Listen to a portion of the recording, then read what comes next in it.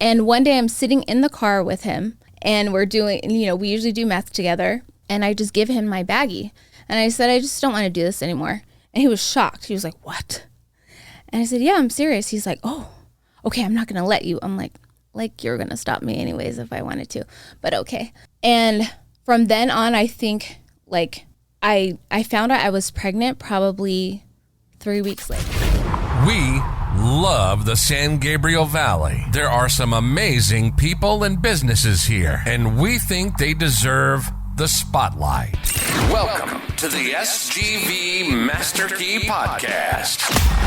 We'll have on the people that make the SGV great. We'll find out what makes them tick, their ups and downs, their history, and we're going to have fun doing it.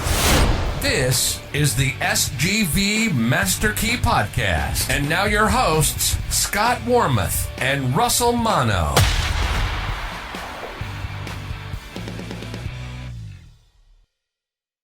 All right, SGVers, welcome back to another episode of the SGV Master Key Podcast.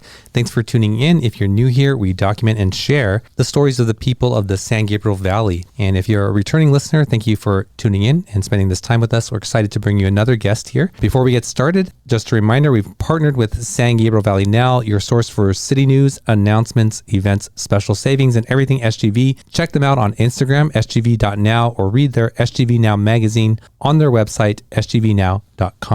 Well, it's been minutes, literally, but it'll be a week since the last show.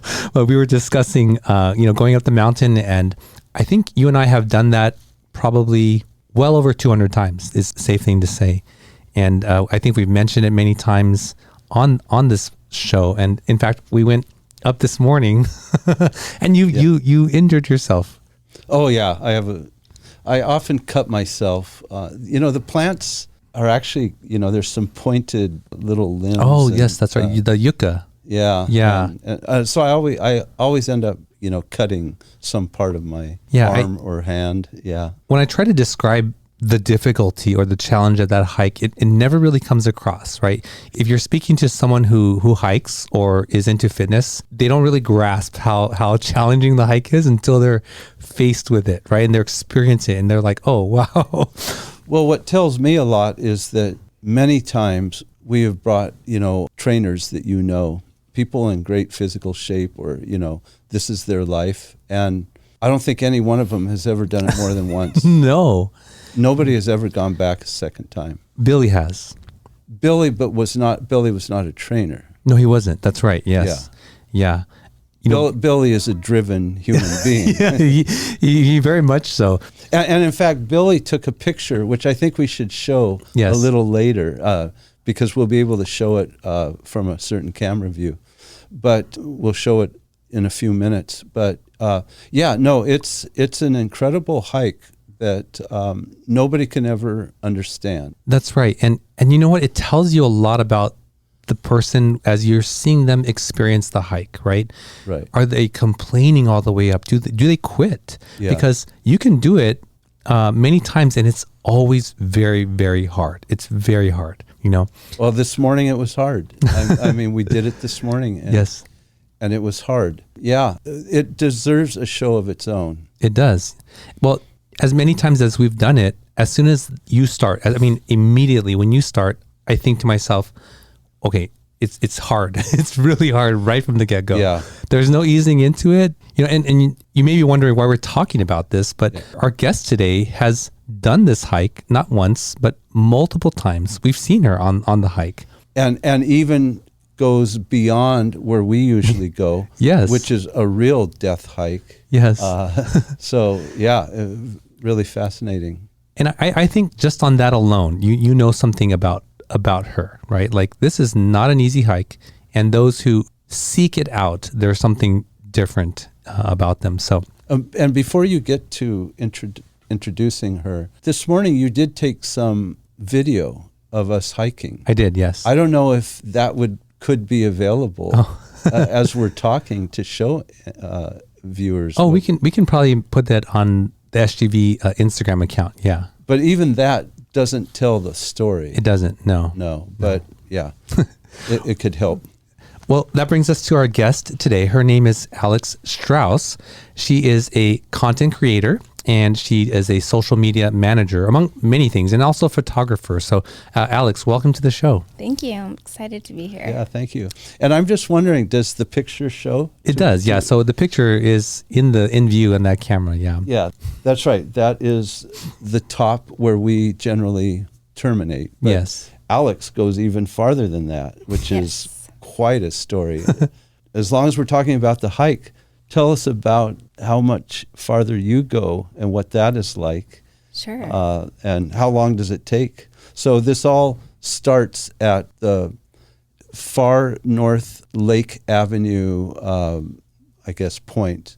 If you take Lake to the north to Echo Mountain, that's where we start. Right. But not the Echo Mountain part. That's right. It's a little bit to the left. Yes. It's the stairs you see as soon as you look up the mountain. Yeah. It's kind of like some crazy stairs they've built there. Yeah. Stairs is really not even... Yeah. They're rocks. Yeah, rocks with some lumber trying to be drilled into the ground. Oh, that's right. There is some lumber, yeah. How did you find that? So actually, it was kind of like a first date. What? Well, it wasn't really a first date, actually. It was the Did that relationship last? It actually lasted a little while, but it was the first time I hung out with someone that I dated. And so I wouldn't call it a date, but it was the first thing we did together because I was hiking a lot to train for the Mount Baldy Run to the Top. Because I am a terrible runner and I don't like cardio, so then I tell myself to do weird things to make myself train. Okay, so you sort of knew it was going to be challenging. No, I didn't know. No, I had no idea. I had never been here. I was so angry at first because I got in maybe 5 minutes, right? And you're already dying. And I was like, how am I supposed to do this? Like, this is crazy. And my friend, he used to be a wildland firefighter. So he's doing it like it's no problem. And he used to go up with a 30-pound pack every morning and do that. So I'm just suffering and trying to, just do it. Then we get past where you guys go, and you actually have to scramble up the side of the mountain and climb onto the paved road up there. And so that was my mad point when I was like, what do you mean we're going to scramble up those rocks? What are you talking about? Yeah. Why did you bring me here? But you can't turn around. You can't turn around at that point. No. And it is genuinely scary. Yes. It is. I mean, you could fall. Yes, you can. And so I've actually had friends who started it with me and scooted on their butts back down because they're like, no, I can't. I'm done. And it's not an exaggeration. I think that portion that you're talking about, if you look at it from the other side of the canyon, is about 85 degrees, maybe, close to 90 degrees. Yeah, it's really scary, and it changes all the time because it's not really a kept trail. So every time you go, it's a little different. After the rain, things have washed away. But I don't know, I just enjoyed the mental part of it, I guess, and just... it feels so good when you get to that point right before the scramble and you can just see everything. It's amazing. And you can see, sometimes you're literally above the cloud layer. So you feel like you're in some magical movie. Right. And so then just climbing up on top of the paved road, you're like, I'm done. I'm done with the hard part. And then you just walk yourself over to Echo Mountain and walk back down. Or I would try to run back down. So, and that's a very well-kept trail with lots of people on it, so. But that whole trip takes you how much time? I think it would take around 2 hours. Oh, that's fast. And yeah, because I think I would try to get up to the scramble, like up onto the paved road, in under an hour. I would try to do that. And then once there, I'm just like, okay, I'm trying to like survive and catch my breath, and then go over to the trail and just jog down Echo Mountain so I was just trying to train for a 6,000 foot ascent race. So as much altitude, or what is it? As much altitude gain as I could get. That's a really fast one. You go up at least 1,000 feet. I know, Russell, you've had the numbers for just how fast you go up, how long the distance is. Yeah. So I had a satellite thing, and it's. And this is just our portion of the right. hike, which I refer to as our portion, which is not quite as far as what you just talked about. Right. And we take about, like my time this morning was 31 minutes to get to this point. Right. And so what is that altitude show? So I believe if you go on like hiking sites or something, it says 600 feet of elevation gain over a mile is considered very strenuous. 600 feet of gain over a mile. This is 1,114 feet of gain in 0.69 miles. So double. It's really intense, and that's just going to where we go, and you go beyond, and that is, it's really, really steep. I mean, steep is just one aspect of it. It is dangerous. It is kind of scary. You can really fall and get hurt. Mm-hmm. Even in the portion we do, you can, but it's not really the danger that you face, Sure. Alex. The scramble is definitely the worst part. This is become a show about the hike, but really what it's pointing to is that it takes a special person to seek out this type of challenge, right? Like not everybody does it. In fact, very few people seek out this thing. So what are the things that have gone into your life, or let's start to, what is your connection to the San Gabriel Valley? And I'm interested in what things in your life have fostered this type of person that you are. Sure. So I was born here. I was born at San Gabriel Hospital, which doesn't exist anymore. And I grew up for about 5 years in Rosemead, just very close to where we are right now. And I lived with my mom in my grandma's house because my mom was a single mom. And when I was 5, she married my stepdad, who had been in my life since I was 2, and he was the only dad that I knew. But so then we moved to Arcadia, and I stayed in Arcadia till I was 33. And then I moved to Pasadena, then I've moved to Laverne, then I moved to Texas, then I moved back to Laverne, and that's where I am now. But I've basically been here my whole life except a year and a half in Texas. Wow. And what was early life like for you here? So I grew up, I went to Arcadia Christian School in Arcadia from K through 8th. Then I went to Maranatha for a year, and then I went to Arcadia High to finish that schooling, and then PCC, and eventually USC. But so that's I'm talking about school progression, but I guess when you're a kid, you think about school.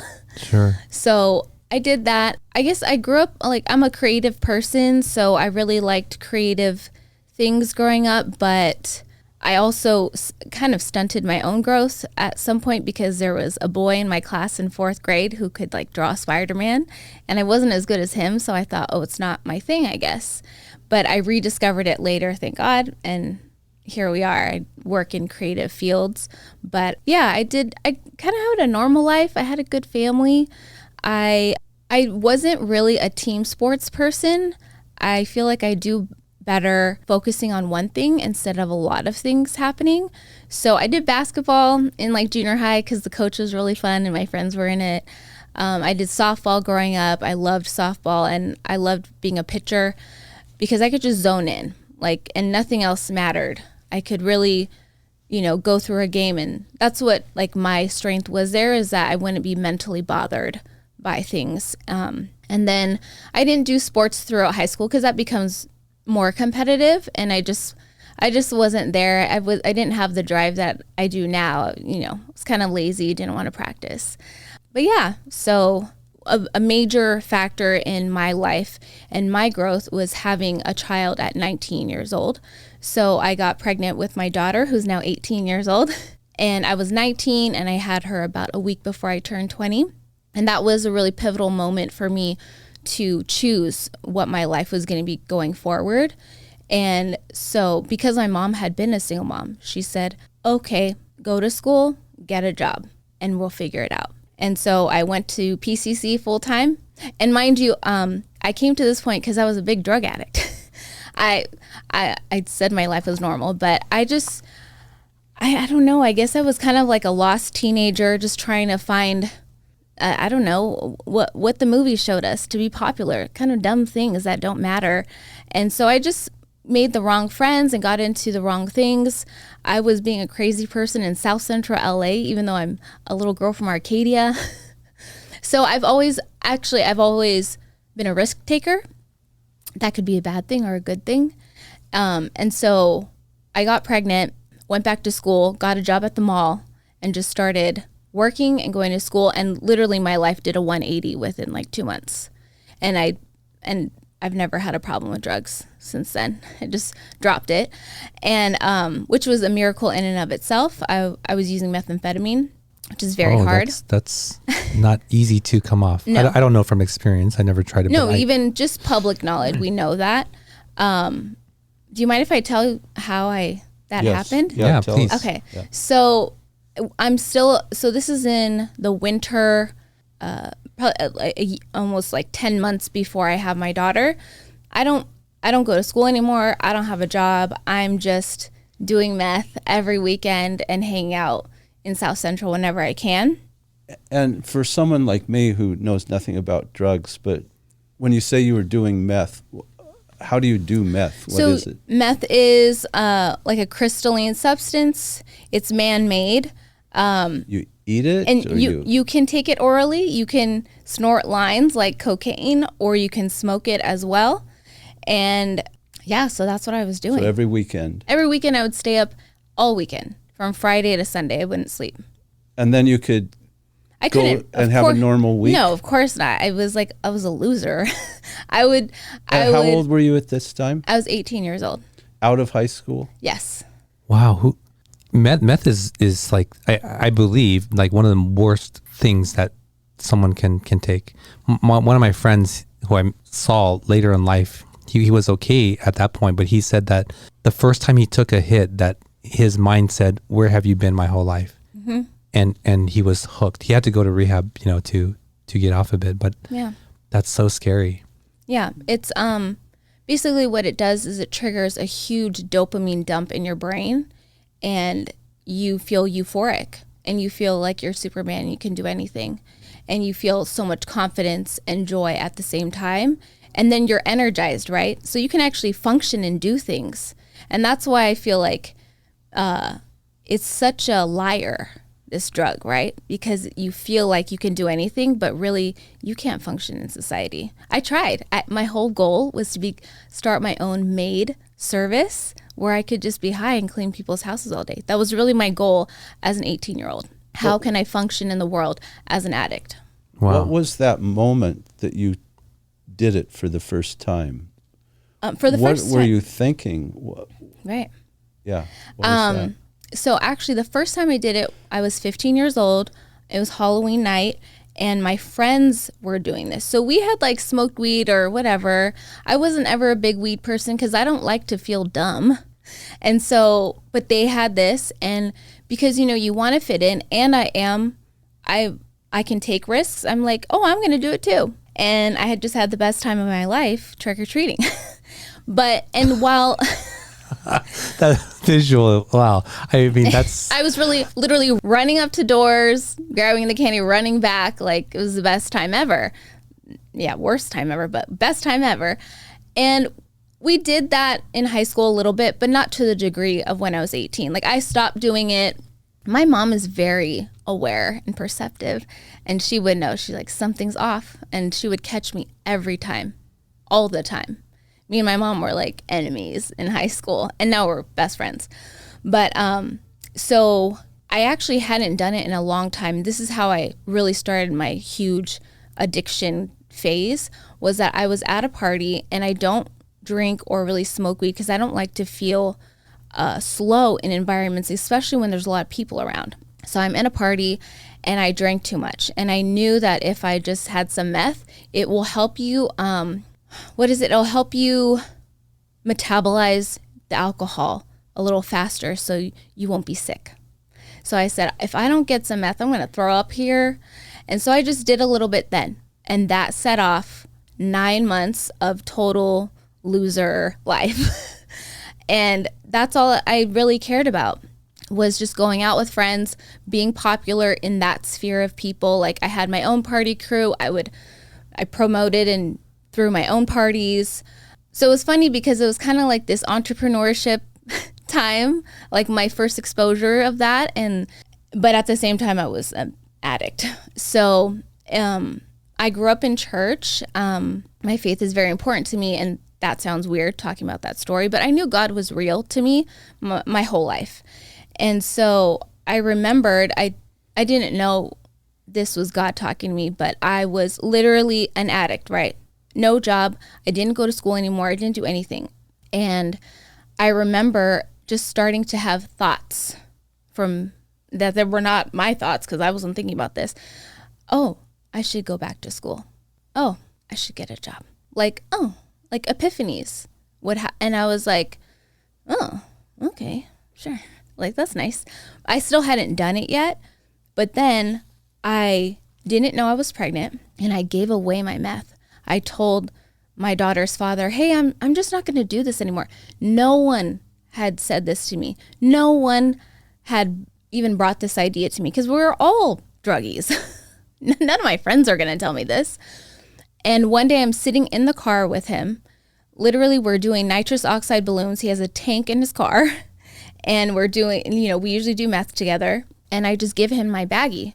And I said, I just don't want to do this anymore. And he was shocked. He was like, what? And I said, yeah, I'm serious. He's like, oh, okay, I'm not going to let you. I'm like you're going to stop me anyways if I wanted to, but okay. And from then on, I think I found out I was pregnant probably 3 weeks later. Wow. And I did have a small relapse later after my daughter was born. I was just alone, very depressed. My daughter had been through big medical things. She had a surgery at 2 months old at Children's Hospital. So I was like, all I know to cope with is this. And so it was crazy. I micromanaged my meth and would make a little pouch last a whole week at a time. It was wild. But my mom knew. Again, my mom's like, I don't know what's happening, but something is. And literally then I had a dream. I had a dream one night. And this is actually what made me stop forever. I had a dream where I was in my bedroom and my purse was on my bed, and it was this really nice Louis Vuitton purse. And my mom comes in, and I always kept my meth in my purse. And she says, open your purse, in the dream. I woke up from that dream and I said, okay, I'm done. I hear you. I'm good. And I never did it again. Wow, that's such an unusual way to quit, and most people sadly don't, right? Wow. Thank you for sharing that part of your life. I mean, gosh, you're not around these kind of circles, right, Scott, of drugs and... No, I'm not. I never really have been. Yeah. The first time I heard of someone I knew who had done meth, I knew her in high school. She was a freshman when I was there, and I saw her later on. She had lost all her teeth. Yeah. But she told me she was up for 6 or 7 days straight, and then she just passed out and knocked her own teeth out. And I was like, this is not the person that I remember. It was really, really sad. But yeah. Well, I'm glad that you got beyond that, and it seems like it was much, I don't want to say easy, but different than a lot of people's experience trying to get rid of it, right? Sure. Wow. So you have this dream. Your daughter, can you talk about what was that like with having a daughter at that age? And you said she had this major surgery. Yeah. So my previous life before drugs and all of that was my goal in life was to get straight A's, because I was a very good student, get straight A's and get a scholarship to the school I wanted to go to. And that I let that dream die in high school. I was also diagnosed with depression in high school for a little bit. And that really messed up the I'm going to have perfect grades thing. But so I have my daughter, and I don't really know what I'm doing. I'm 19. I barely turned 20 years old. And yeah, we went through some major medical things. She had a very rare tumor. She's actually in a journal. She's the youngest person in the world ever documented to have this type of tumor at her age, which was this giant cell tumor behind her left ear that we found. My mom found because she was just holding her one day asleep, and she could see into her ear canal, and there was something there. She's like, that's funny. What is that? And that started the journey of what is this thing? And it's so rare. We went to an ENT.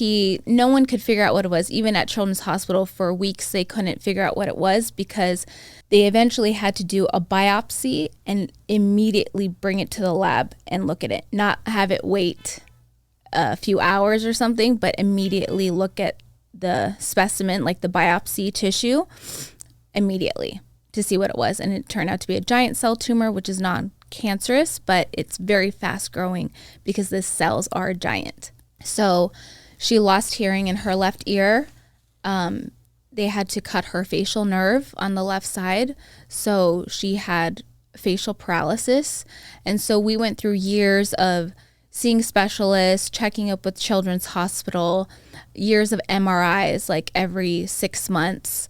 And then also, of course, the therapies to help her when you lose your hearing or when, you go through, even just babies going through traumatic events, their development is delayed. So she did speech therapy for 3 years. So my life was very full of taking care of this little girl. And even though I didn't deal with it in the best way at all times, it was like an intense life that really, it pushes you to make choices. Like it makes you very uncomfortable, right? You're not in your comfort zone and you get to choose what do I do? And of course, your priority is already chosen for you. Like I have to take my kid to her doctor's appointments. Like that's what I do. So for the first few years of being a mom, I also got to nanny. Like I would always get these little jobs along the way. It's just the perfect timing. My aunt, I nannied her kids. I would drive them to and from school every day while she worked. She was a teacher. And so I could take my daughter with me. So our life was always just kind of on the go with my daughter, doing her things, taking her to school. I was going to PCC part-time to just finish all my transfer units and hopefully, one day get a degree. And eventually, I think she was 6 or 7 years old. I finally went to SC to finish my 4-year, my degree. And yeah, so it was basically like you can only go up from here. There's nowhere to go back to. I mean, people can choose to go backwards, but it's to me there wasn't much of a choice. So, it was just like I'm going to take care of her and do what's best for her. Yeah. Well, now I see, the convergence of being a young mother and overcoming this addiction and having to go through this very rare condition with your daughter. The mountain is nothing, in comparison. It's really nothing. That is a mountain of things to really go through and figure out. And that's a tough age already. Yeah. Even if you had one of those things or none of those things, still figuring out who you are, that's a really difficult age. And so now it kind of makes sense that you're seeking this thing that is. Did you ever have anger about what had been given to you? I think I'm not sure if I was just angry, but I think I was angry about being tired. I think there were times when I would just pray and be like, God, I'm so tired. When does it get easier? Because it's not. Or like, when can we not have like a big problem? And just really learning I'm still learning this. I'm learning all the time is to really not try to be God. I can't be God. I can't be perfect. I can't do everything. All I can do is my best. And of course, like having a growth mindset, I always want to be better at what I'm doing. But that's the only place you can go to, right? Unless you want to stay the same, and you don't want to stay the same because it's so hard here. Can we move to somewhere else? So I think I was just mostly angry at like, wow, I'm so tired and I don't want to be. The depression that you had in high school, is that something that always stays with you? It didn't in high school. So I went to the doctor because it was so obvious, right, at a point, because I'm a very outgoing, energetic person, and I would literally just sit on my floor in my room as like a 14-year-old and just do nothing, want to do nothing. It was like I was dead, but alive. And so I went to the doctor. I tried a medication and it worked great. And I think I only took that medication for maybe 6 months and it never, like I didn't need it anymore. and my life dramatically changed. It was like I got out of the hole for real. And then I did have some postpartum depression. I don't know if it was because of postpartum, like your hormonal changes, or just the fact that my daughter was really struggling and we went through a lot. It could have been both. I have a question about that. I always ask my female friends or clients who had mentioned that. Did you receive Pitocin? No. Oh, okay. Then forget that. Okay. Yeah. Yeah.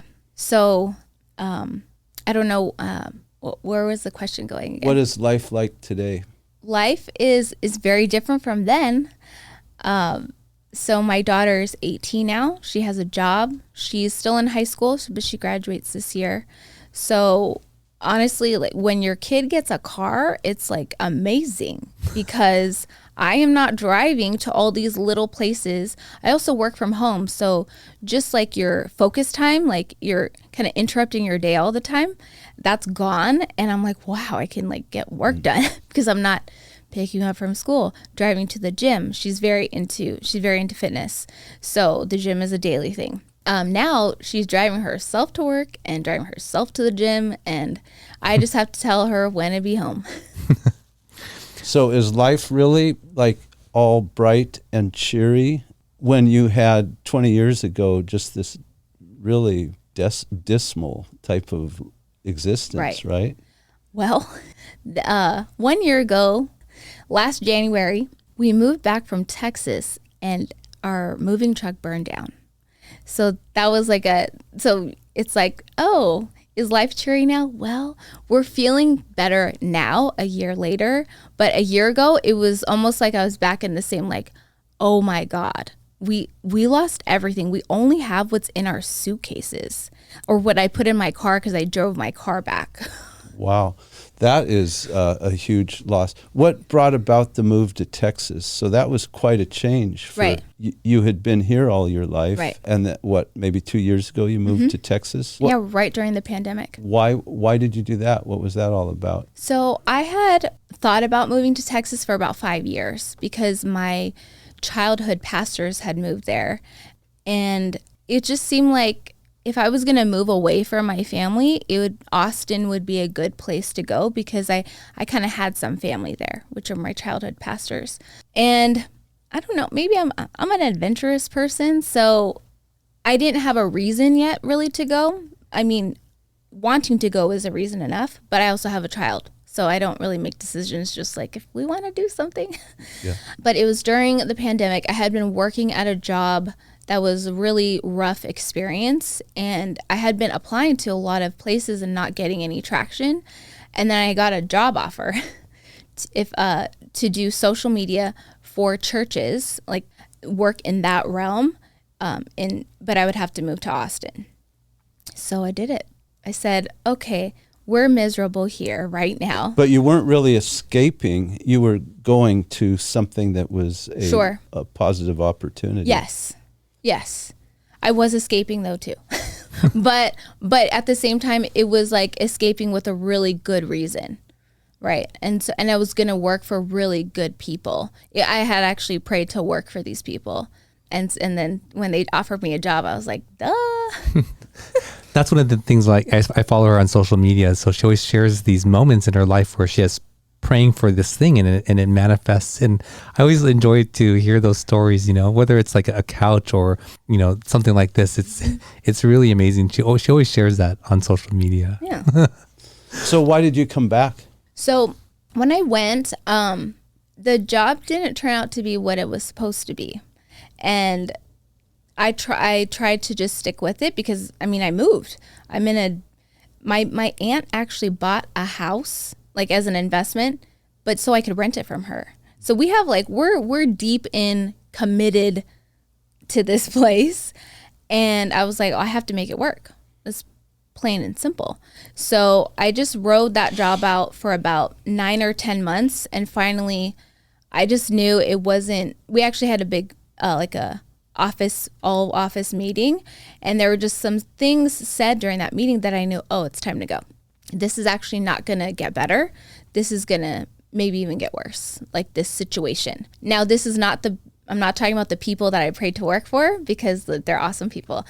Yeah. So I said, I have to do something else. So I had been a teacher at private schools before, and I had been a homeschool teacher because I also homeschooled my daughter for years. And so I said, I'm going to go be a sub while I look for something. So I did that. I did all the paperwork to be a sub in our school district, and I started substitute teaching. Almost as soon as I made that decision, Drew calls me, who's now he's one Drew of my was clients. our last week. Yeah. Yes. So Drew Geerton, who I had been a member at his CrossFit gym, like when he first opened it here in Pasadena, he just messaged me on Instagram and said, "Hi, I have plans for you." And I said, "Please tell me what they are, because I'm literally about to quit my job." And he says, I'm moving to Texas. He moved 10 minutes from my house. Wow. It was crazy. He said, "I'm doing online. I have an online business, and I want you to be my content creator and like the visuals person, like any graphic design I need, because I do graphic design." And so I said, "Yep, that's probably going to work." And then he told me the number. I said, "Done." See you when you get here. And we actually started, I came and visited. So I actually started within like 2 months, because I came and shot a bunch of content with him in Pasadena before he even moved out there. So the both of you were in Texas for a while. Yeah. And then you both came back to Pasadena at the same time. And that's when you had the fire on the moving truck. Yeah. And you lost everything. Yes. Everything. So, yeah, we used the same moving company, and my truck burned down, but they had put some of his like garage stuff in my truck. So all of his home gym burned down in the truck as well, and some other things. But yeah, so we both experienced that together. And yeah, so I work for Drew part-time. I create content for his gym, and then I have my own business. I remember seeing that video. She had video of it, and I think you said you drove by and you're like, "Oh, look at that's on fire," or something like that, right? And then came back to it, and you just see it's engulfed in flames, and I can't imagine what that you know your stuff is there. It's right there. Yeah. Gosh, all your like personal photographs and everything. Fortunately, I always travel with my gear, my laptop, my camera, my lenses, all that stuff was with me. Some of it was in a tub in the truck, and miraculously that tub survived. Wow. Out of everything that burned, this plastic storage tub that had all my hard drives in them. Wow. Oh, it survived. That's good. And I was praying for that too. I was like, if I lost everything, I can't lose all of that, all my pictures, all like my travel photos, or all my work, my portfolio is in there. Now I have some of that work on other places, but it's not the same. So that survived, but that was a huge, we definitely were never expecting that. And I drove by it, and I said, "Oh, look at those poor people." And I think I videoed myself. I videoed the driving by it. And then later I come to find out, I start texting the moving crew. "Are you guys okay? I saw a truck on fire. That's not you guys, right?" And they said, "We're okay. And so, the driver of my truck, is okay." I said, "What?" And it turned out it was my truck. Wow. I've sometimes said, you could take everything from me and I could start over. But nobody really, goes through that. But what was it like? I mean, literally have everything taken from you. Yeah. It was, it's still kind of surreal to even talk about it. I know when I would share the story with people, I would kind of laugh. I'd be like, "Oh my gosh, isn't that crazy?" As if it didn't happen to me, because it was such a massive thing. It's like I got struck by lightning. It's like a, very rare occurrence. And so I immediately, because I'm always on social media, I went on social media, I started a GoFundMe, and I had just this influx of friends and strangers give to us, and that kind of helped us jumpstart, buying what we needed. And also, like, because I was basically, me as a person, like, disabled from that. I was in shock. I was was traumatized and no, how do you work through something like that? I don't know. Nobody has I don't have a reference for this. There's no one I can ask. And so I couldn't like work. Part of what I would do all day was research all these things about trucking laws, moving businesses, laws in California, laws in Texas. I would do that probably 5 hours a day. That was my job. Or more, sometimes more than 5 hours. And so that's what I was doing and making sure my daughter was okay. And then also looking for a new place to live because we actually hadn't landed a lease yet. And And so I'm looking for a house. I'm looking for a home. I'm trying to figure out this truck fire and I'm trying to help my daughter navigate life as she has lost everything. And so the best thing or her way of coping was I'm going to go to school and I'm going to have as much normalcy as possible. Oh. And so, that was like the starting point. And about a month later, we got our condo, but it was very overwhelming. It was totally overwhelming. I mean, I kind of knew where to start. I said, what do we use every day? Beds and coffee. So I literally went out, bought mattresses and bought a coffee setup because that's what we do every day. And then went from there. I know the community or your friends and strangers you said came in and supported you, but did you ever recover anything from the moving company? Sure. So that's why I said that tub came back. So the moving company owner, when your truck burns down on the side of the road, then the fire department comes and they hose it down. So whatever you didn't lose in the fire, you might have lost with the water. So, but what he did go through things and try to bring back, I said, just bring back whatever you can. Like, I'm not there with you. So can you just bring back whatever you think is possibly salvageable? So most things were not. Even if they survived, they were extremely smoke damaged. So even furniture and stuff, it was just like, it looks like, oh, it's okay, but is it going to make your whole house smell like a fire? Yes. So it was an ordeal dealing with the moving company. I basically had to threaten to sue them to be able to settle. There were a lot of protocol things that they didn't follow. That was not my choice or to my knowledge. So we couldn't get anything from insurance. Oh no. Yeah. So that's when I had to talk about how are you going to fix this? And it was a struggle, but we finally settled about a month or so, probably in April. Wow. Or March. Actually, no, it was the beginning of March we settled. Well, that's a lot. That's a lot to go through. Wow. Well, before we move on, Alex, we ask each guest to bring an item of significance with them. What did you bring with you today? Okay, so I'm wearing this necklace.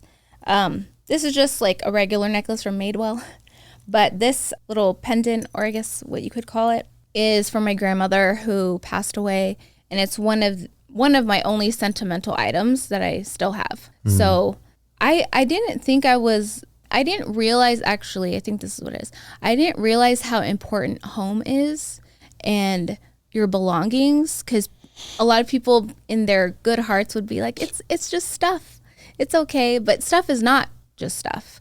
Stuff is everything that went into it. I'm a super like offer up, I'll rehab things kind of person. Like I have expensive taste, but I have a tiny budget. So I had basically a lot of designer furniture that I had sourced over time, rehabbed over time. And so it was like, no, it's not just stuff. It's like all of my work, on my time that I put into things. And even like your clothes, you if you find something and you're excited to buy it, like, wow, look at this jacket I found, like it's never coming back. They don't make it anymore. Those kinds of things. And so I just really, it shifted my perspective on, what gives us comfort as human beings. Because a lot of times, I heard a lot of people trying to spiritualize my experience.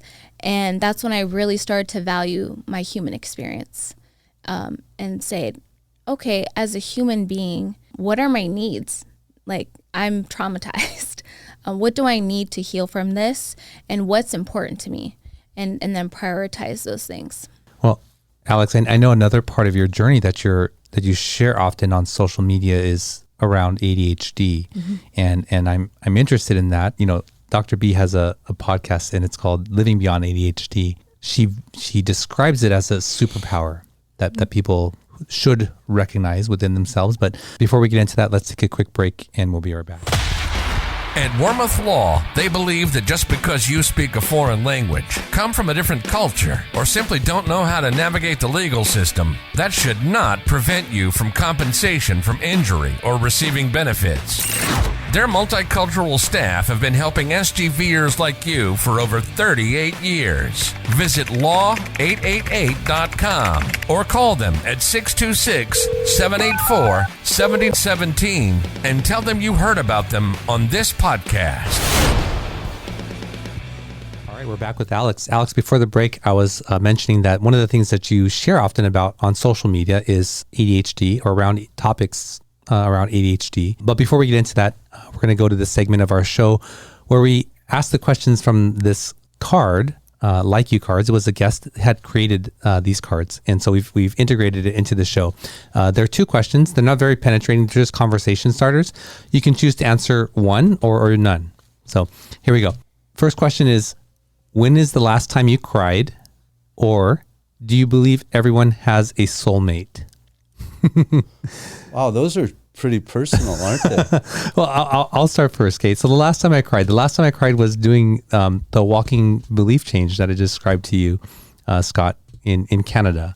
The walking belief change is the actual thing that my wife had introduced me to. It's from Dr. B, but going through the steps of identifying a limiting belief, identifying whether or not you're ready to, whether you believe you can change it, saying that old belief, recognizing what you feel when you say it, and then thanking that old belief for what it served you as a younger person and promoting that to something new, and then trying on that new belief, that whole process, right? And this time was maybe the fourth or fifth time I'd gone through that. And it was a really powerful experience. And I remember, I was crying during that time, shedding that belief. But anyway, so when's the last time you cried? Do you believe everyone has a soulmate? Okay, I'll go for the soulmate one. Okay. I think I grew up thinking the whole thing, there's one out there, the one, whatever. And I don't believe that anymore. I believe your soulmate is who you choose and you connect to on that level. So when people, I think I grew up around people who also had this belief about like there's one person and I might miss them. Or am I choosing the right person for myself? It's like, what if I fail choosing this person? And I think that you can like, when I think of soulmate, I think of like someone probably maybe you marry, right? And so when I think of that, I think like, no, like you can build a healthy, close, loving, passionate relationship with probably multiple people in this world. And it's usually probably who you come across at what point in your life and what point of your personal growth and their personal growth that it either clicks or it doesn't. But I don't believe there's only one soulmate, or I guess you could say that. Okay. All right, Scott. Wow. I guess on the crying, I can't remember the last time I cried. I don't know that I could say exactly when. But I think in terms of crying, when I've tried to cry because of hard things I've gone through, and I wanted to cry, but I couldn't. But it's when I am hearing something about someone else going through hard times. I think I'm more inclined to cry in that situation. But, I can't remember the last time I cried. I mean, I don't know. It's not like it's a big secret or anything, but I just don't remember. Those last two cards have been more deeper than the first couple ones, right? Definitely. That one was definitely, more than, some of the earlier ones were just kind of simple, frivolous questions. Right. I mean, but part of that was to also for the audience to get to know you and I a little bit better too, and the guests. That's the whole purpose of the questions. So sometimes they'll be lighthearted and you learn something that way, and sometimes they're a little bit like this. So anyway, so back to you, Alex. You often are sharing things about ADHD on your social media. What is that about? So I love being able to share and help people with things I know or find out about. It just brings me a lot of joy to share like any knowledge that I think can be helpful to people. And because I was diagnosed with ADHD when I was about 22, and so it was later, I wasn't a kid, and just seeing how it really affected my day-to-day life, and also hearing from a lot of friends of mine who say, I think I have this, I don't know how to get evaluated, I don't know how to seek treatment or where to go. That just has prompted me to continue to share. And then hearing from my friends when they say, oh, I've been watching you talk about ADHD and I went and got evaluated and I'm doing much better. Like, that's so rewarding to be able to just share from my life and what I know and have someone else's life change. Like, their mental health has changed. It's amazing. Mm-hmm. What has, I'm trying to figure out ADHD. What would be like symptoms, or what do you go through Sure. on a daily basis?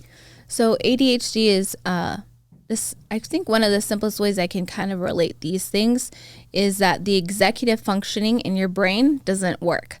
So things like prioritization, organization, motivation for mundane tasks, all these things can be really. It's almost like your brain is a little scrambled. Like, everyone has nice and neat filing cabinets, and you have like kind of a mess. But you still have to work with it, right? And so you're trying to figure out, how do I organize my brain to be able to perform these necessary functions in adult life and in society and with your relationships. So common symptoms people might see in me is that I talk a lot. I could talk all day, might interrupt people a lot because I'm having this thought that's like, oh my gosh, I can't forget it, and I'll just interrupt someone. But it's not because I want to interrupt them. It's almost like, oh no, I did that again. Also, just focusing. So focusing on a task for a long period of time, that's not necessarily something you like to do. So with ADHD, everyone's brain, we have little bursts of dopamine. Like, say you did a task, you completed it, you feel good. That's your brain releasing dopamine, like, oh, I feel rewarded for doing this task. Well, with ADHD, at least from the few doctors that I follow, your dopamine reuptake is too fast. So like, you get your little dopamine, but it goes away faster than everyone else. So you're constantly dopamine seeking. So you have a lot of dopamine seeking behaviors, which is, it could be like really binge watching TV or like getting deep into internet dives. It could be substance abuse. It could be overeating. So it looks like addictive behaviors when really it's just dopamine seeking behaviors. We can, like, the superpower part I think you were talking about is that we usually can learn a lot about a topic. Like, it can almost like master a topic within maybe a couple weeks, because I'll want to learn so much about it. I love learning that I'll just deep dive and find out everything and almost like be able to master something even before almost doing it. I took a whole group of guys on a backpacking overnight trip to San Gorgonio to do the San Gorgonio Peak. I had never backpacked before, but it was like I had researched this so completely that I directed the whole thing, and I like took care of everyone. I had never even done it, but I absorbed so much information. It was like I knew how to do it. And if you don't know, Gorgonio is the tallest peak in Southern California. It's over 11,000 feet. It's no walk in the park for sure. No. Where the Palm Springs Tramway goes? That's Jacinto, San Jacinto. Oh, that's okay. Yeah. That's the Adjoining second highest one. I think. Yeah. Mm-hmm. So there's 3 above 10,000, Baldy, San Jacinto, and Gorgonio. Mm-hmm. And Gorgonio is the tallest. Yeah. Very rewarding, though. I highly recommend. You must train, though. But Ben her brother went up there with me, and it was so windy at the top. Victoria's brother. Yes, Victoria's brother went there with me. We got to the top. It was so windy, and it was whipping around, and we were taking our picture with the sign. And he said to me in the wind, he was like, "This is not worth it." So you climbed it.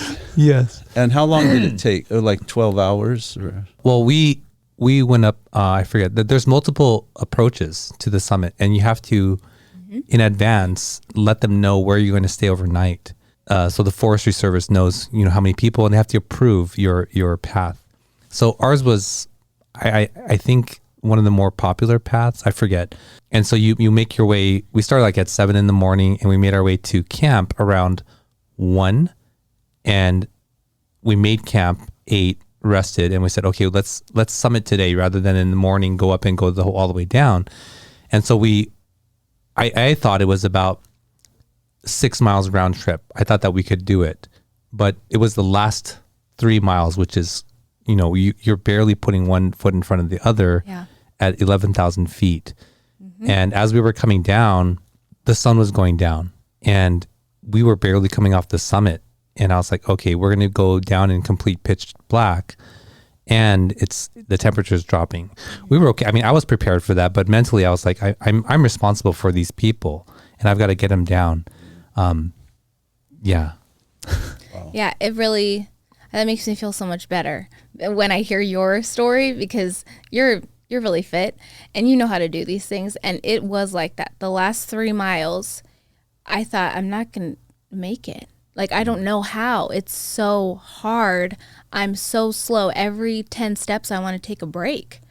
I need some trail mix. I need something to get me up this mountain. And it really is like that. Mm-hmm. Yeah.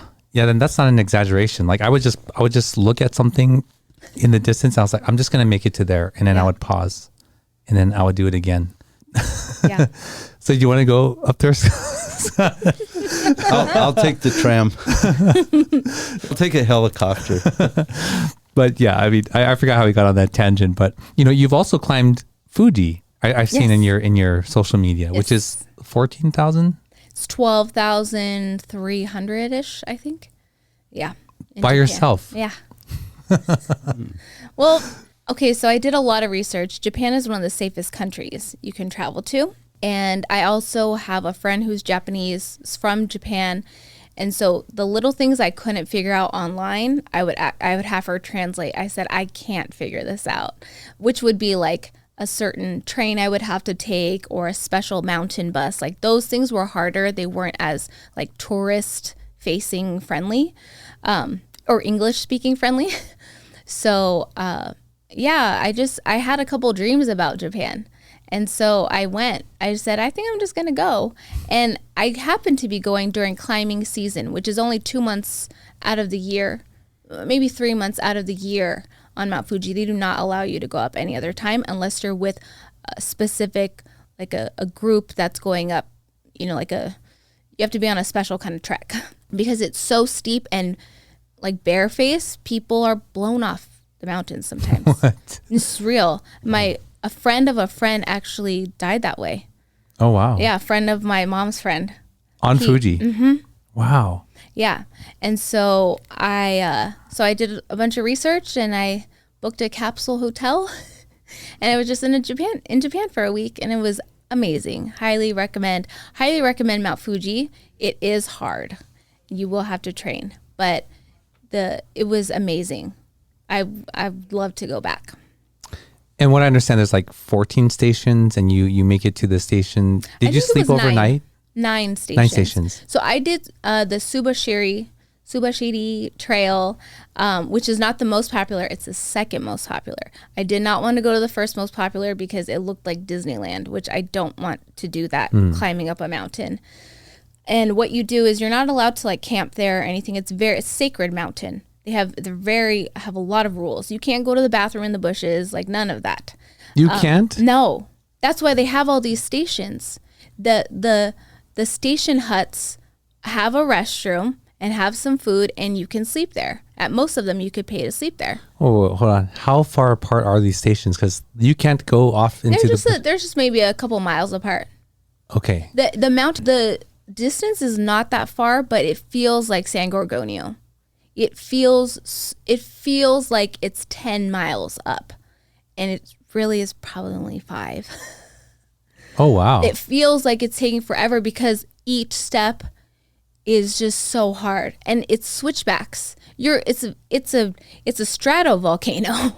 You're literally going up over 45 degrees at all times. Wow. So it's really hard, but also because it's not too technical, a lot of people do it. They just take a long time. I see.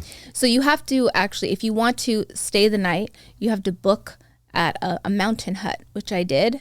And then in the morning at 2:30 in the morning, we all wake up and we go hike to the summit to watch the sunrise. It was an epic experience. Highly recommend. Well, that's going to be tough to beat in the San Gabriel Valley, something like Mount Fuji, but we're going to get into the things that you enjoy in the San Gabriel Valley. Sure. So, Alex, what would be 3 memorable places or experiences in the San Gabriel Valley that are important to you? Sure. I think one would honestly be my childhood home.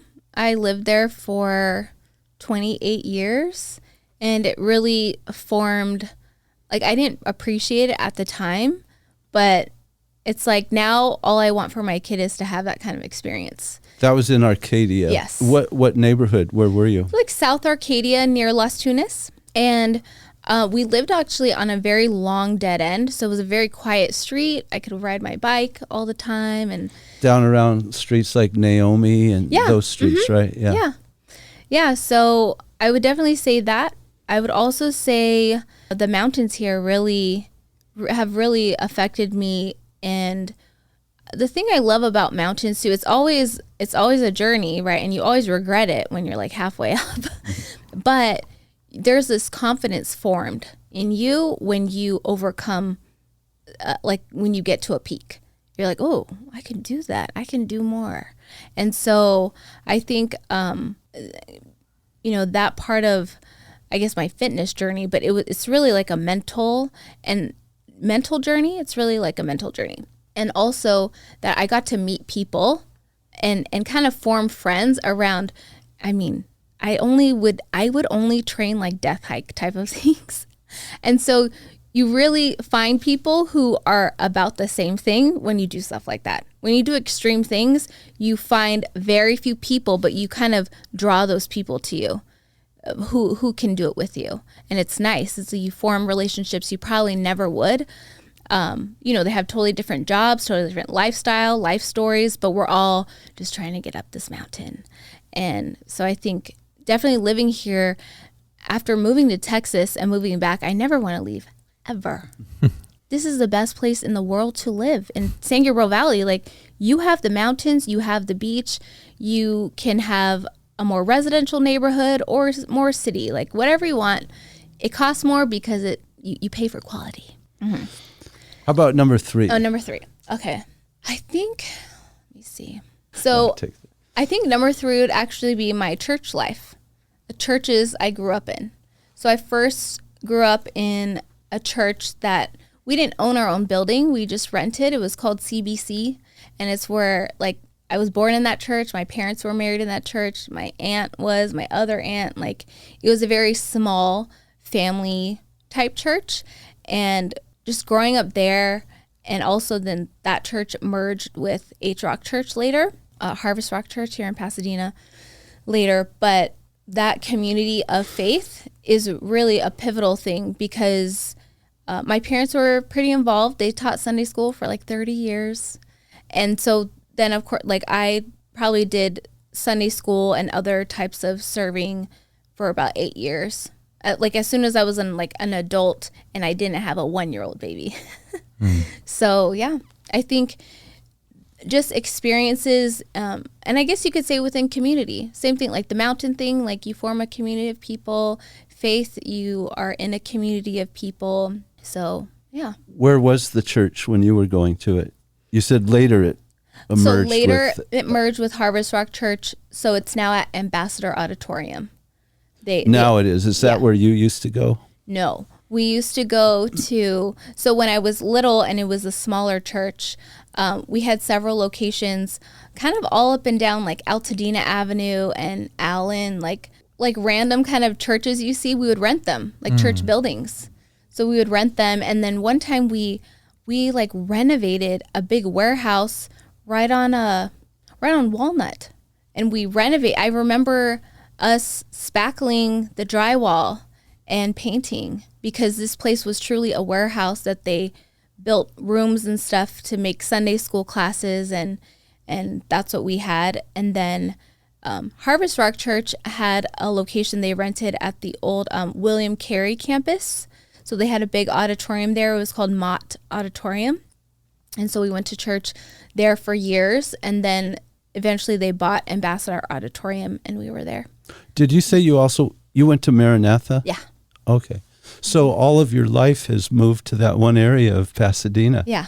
I now go to church in Glendora it's funny. So I started off born into a church called CBC, and this one is called CBC. It's Cornerstone Bible Church in Glendora. So it's almost like my life did a little full circle. And this is also like, I would say, a smaller family type of church.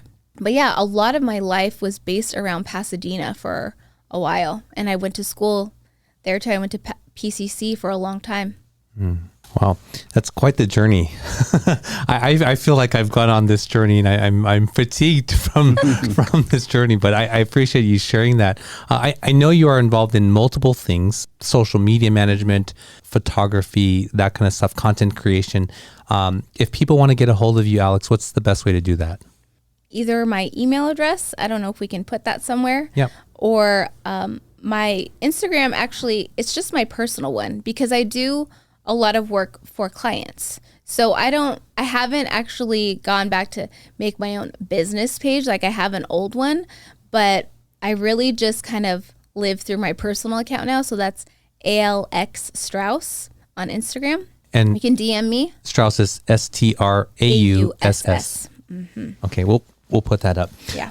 Well, Alex, thank you so much for coming on the show and for sharing all those things that you've gone through. And, for our listeners, there's so much there, for them to receive, and maybe they're going through something that's, similar. Mm-hmm. We don't know. So thank you so much for coming on and sharing your story with us. I appreciate it. Yeah, thank you for having me. Well, there you go. Thanks for staying with us and tuning into this episode. I hope that you find something there that's motivating for you, inspirational from this story. I know I certainly have. Again, you can find our full back catalog on our website, sgvmasterkey.com. Don't forget to like, share, and subscribe. And until next week, we'll see you then. You've been listening to the SGV Master Key Podcast. Our passion is the small businesses and the people that make up the San Gabriel Valley, and it's our honor to have them on the show. We hope you've enjoyed it. Make sure to like, rate, and review. The show is produced by Russell Mano, edited by Victoria Allers of Kind Monster Productions. Thanks for listening, and see you next time on the SGV Master Key Podcast. Master, no, kind of master.